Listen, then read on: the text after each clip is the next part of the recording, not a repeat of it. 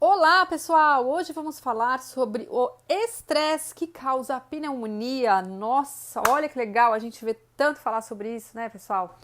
Bom, gente, o conflito biológico ligado aos alvéolos pulmonares é um conflito de medo da morte.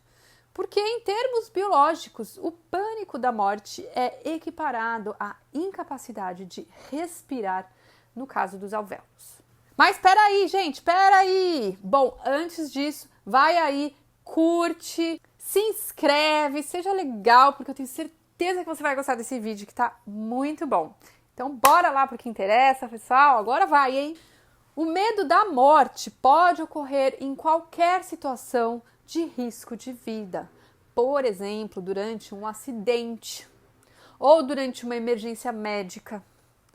Contudo, de longe, o conflito de medo da morte mais comum é provocado por um choque de diagnóstico, particularmente por um diagnóstico de câncer que atinge uma pessoa como uma sentença de morte.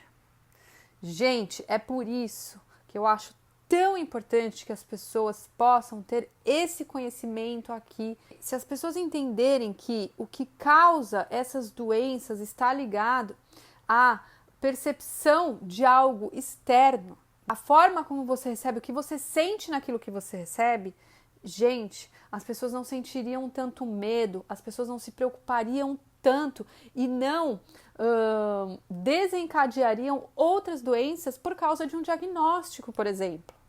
Por isso aqui é muito importante. Declarações como esse câncer é maligno, inoperável, agressivo, invasivo, que é uma metástase, ou comentários como você tem 6 meses de vida, e outros vereditos desse tipo podem evocar um conflito severo. O mesmo se aplica a um prognóstico negativo e resultados de testes baseados em exames médicos, por exemplo, exame de Papa Nicolau, teste de PSA, de próstata, né, mamografias, colonoscopias, exames de sangue, tudo isso. E também a gente tem que ter em conta potenciais choques de autodiagnóstico desencadeados, por exemplo, ao detectar um nódulo, digamos, na mama, ou com outros sintomas associados a ter uma doença mortal. Procurar informações sobre um determinado sintoma na internet em inúmeros sites que propagam o conceito de doenças malignas também pode facilmente ativar um conflito de medo da morte. Uma pessoa pode entrar em conflito pelo medo da morte de uma outra pessoa ou até dos seus animais de estimação. Não precisa estar relacionado a você, mas pode ser de outra pessoa também. Então, na pneumonia, a primeira fase da doença, quando a pessoa está em conflito ativo, de medo da morte, começa a haver uma proliferação celular. Mas isso tem um propósito biológico de oferecer mais oxigênio a essa pessoa, para ela lidar com o medo e resolver o problema. Se a pessoa faz um exame nesse momento, apenas por precaução, vamos supor, estava fazendo outra coisa e pede para fazer esse exame, serão detectados nódulos, proliferações celulares ali na região dos alvéolos e dependendo do tamanho dessa proliferação celular, a medicina convencional vai diagnosticar como um câncer, o que vai prolongar esse conflito e aumentar o medo. Mas se a pessoa não fizer esse exame, né, se ela não tiver tido que fazer esse exame, e o conflito de medo acabar, ela vai entrar na segunda fase da doença que a gente chama na medicina germânica de fase de cura, onde é diagnosticado pneumonia.